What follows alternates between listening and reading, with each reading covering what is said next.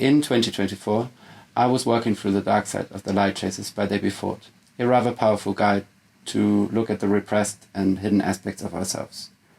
My goal was to find a more self-accepting version of myself. The process of working through the book was deeply personal, intense at times, and ultimately a bit transformative. It felt only natural, almost necessary, to start a visual exploration, turning some of the insights into a photographic reflection. What's most meaningful to me now is that I didn't just work for the book for myself, to look at my past, to face myself. I also did it as a father. For the past 7 years, I've helped raising twins, and as they grow, I do find myself in situations where I need to help them regulate their emotions and go through challenges. This experience has forced me to look again at parts I may still carry and which I'd rather not pass on. This series, Parts Unknown, in many ways is about breaking the chain, not passing on. One moment stood out the other day. I had this incredible experience with one of my collectors. And as we were talking through the weight of the images, I could tell he was like with tears in his eyes. So I really felt that some of what I did in my work really resonated with him. Because as a parent himself, he might have seen some of his own stories in them. That moment kind of reaffirmed to me that these images serve as a kind of mirror and that they actually can spark a conversation. A conversation I think is quite important to have. The first experiments were really quite simple. I was looking for representation for us as human beings, so I turned to nature and started playing around with leaves, cutting into graphic shapes, cutting holes in them, as I wanted to experiment with the natural form and the force, the control and containment. These initial experiments eventually turned into something more extensive. One of the images which stuck with me from the beginning, it's now the last one in the series, is about an idea, a dream which gets put into a cupboard to die. I think it's quite metaphorical for what we actually do. We internalize judgment and then we hide the best parts. Parts Unknown isn't just about what we've lost. I think it's an invitation to take count, to look at ourselves, to reconnect, to rekindle, to rediscover ourselves. The parts of ourselves which are forgotten, they're not lost. We just need to invest an honest look inside in order to find them again. The parts which feel distant and disconnected now, they're not gone. They coded into our authentic being, our core true self. So we can find them and reconnect to them. We just need to make space in order for them to be able to exist. So with that in mind, I'm going to walk you through each image and tell you what I see in them. What you see here is a small plant inside this kind of glass tank, like an incubator, sitting on top of an overhead projector. I was thinking about how we're sort of raised under spotlight, especially as kids. Our parents, even with the best intentions, they projected so much onto us, their fears, their dreams, what they didn't get to be. We grow inside those projections, like this plant under glass and light. And then, later on, we keep doing it, with friends, partners, strangers. We think we're seeing them, but really we're meeting parts of ourselves, parts we've lost or pushed away. Sometimes it's beautiful, sometimes painful. This whole series, Parts Unknown, is really about that kind of thing. The ways we become fragmented, the layers of who we are, who we think we are, and who others want us to be. In this image, it kind of sets the tone. What part of what I'm seeing is actually them, and what part is just me? shining through.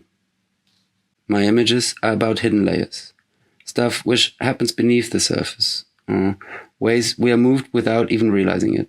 Sometimes we are the ones holding the strings, and sometimes we are the ones being pulled. Manipulation is just a part of it. I think it doesn't always look like something which is obvious. Like sometimes there's not even a puppet being played. Rather, soft suggestions, quiet pull on the strings.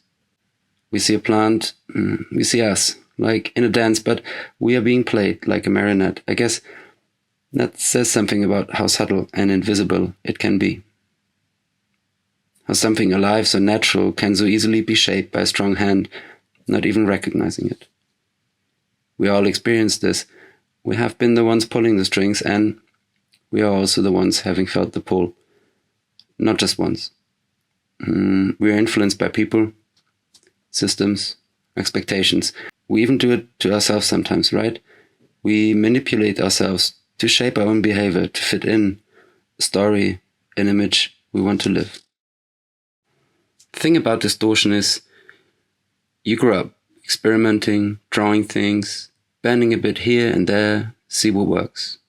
Something sticks. We learn what works and what doesn't. What others find acceptable. They start shaping us passively, actively. Don't be so sensitive. Tone it down a bit. Why can't you be more like... And you do, little by little. This image, or these leaves slightly blurred and stretched, it reminds me of that. That early stage, when we don't even realize we're changing shape. It even is rewarded, encouraged, expected. It's a kind of adaptation. We try to become who we think we need to be, in order to be liked, to succeed, or to belong. To fit expectations, to fit a picture, a role, we got shaped, trimmed, measured to perform better, onward and upward, like some kind of perfect growth chart. It starts early. We learn pretty quickly which parts of us perform, the ones that get attention, praise, and love. We adapt, we edit ourselves, we cut back, or get cut back. We get so good at it, we don't even notice we're doing it anymore. The natural self, the part that just wants to be without performing or producing or providing anything, these parts get lost. Thing is, repression doesn't always look harsh. It can look like being well behaved, like functioning, like being in control. I think repression works like that. It looks like order, but it's actually a kind of quiet violence to the self. Get a haircut and get a real job. Ever heard that phrase? Well, it means someone should clean up their act, become more presentable, fit in better. Like their current look, their ways, their dreams aren't respectable enough. Go study something which has future. More stable, financially secure. Oh, you might also dress differently, speak more eloquently. Don't we all actually fear what is a bit different? So this cactus, it's a bit hairy, a bit wild, but parts of it have been shaved off like, well, it got that haircut. I think that's what happens to our authenticity, doesn't it? Our wild edges, our uniqueness. This image is about that. The push and pull between staying true to ourselves and trying to survive in a world that, well, wants you to look and act a certain way.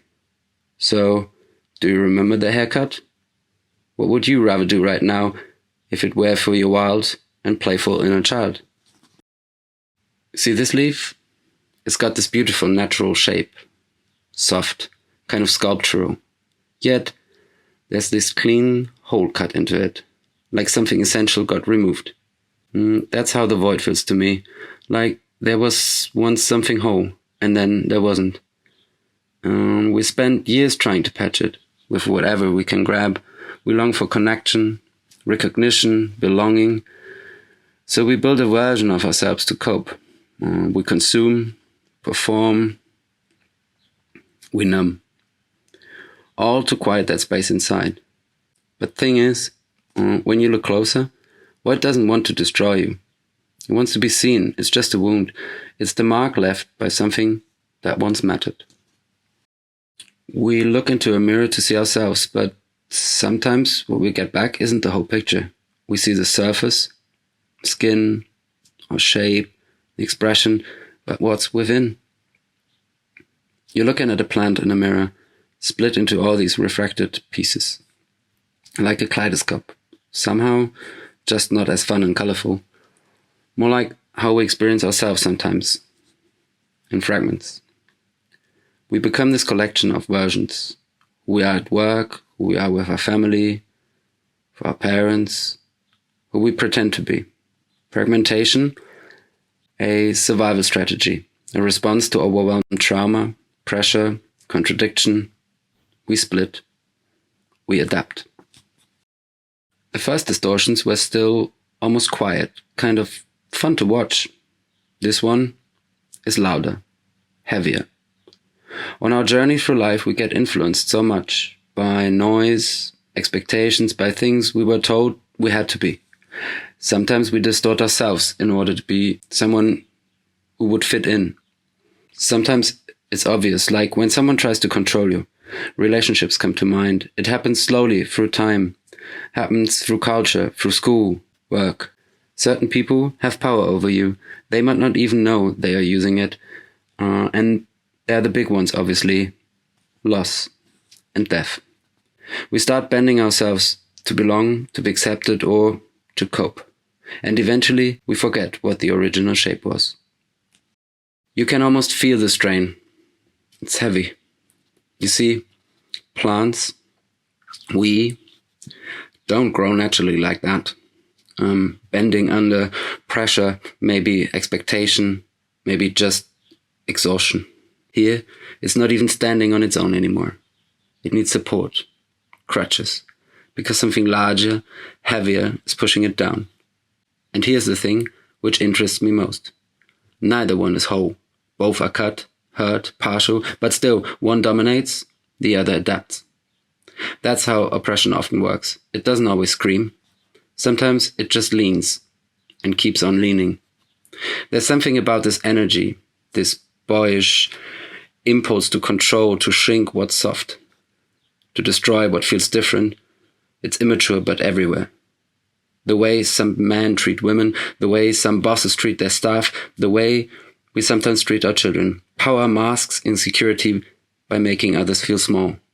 We start believing the weight is normal, that being bent is just how we grow. Disintegration happens when we're forced to live against our nature for some time. When we split between what we feel and what we're supposed to be, and what we show to the world. Our shadows are the quiet result of repression, fear, and disconnection. They develop when parts of ourselves get pushed away, ignored, or denied. When we hide feelings that don't fit in or bury truths we're afraid to face. They are the parts of us that detach, slip away. They become like strangers in our own minds. The more we avoid our shadows, the more detached they become from us, the more they grow. Embracing our shadows is not about eliminating them, but integrating them, accepting ourselves. A desire too tender, a truth too loud, a dream not lived.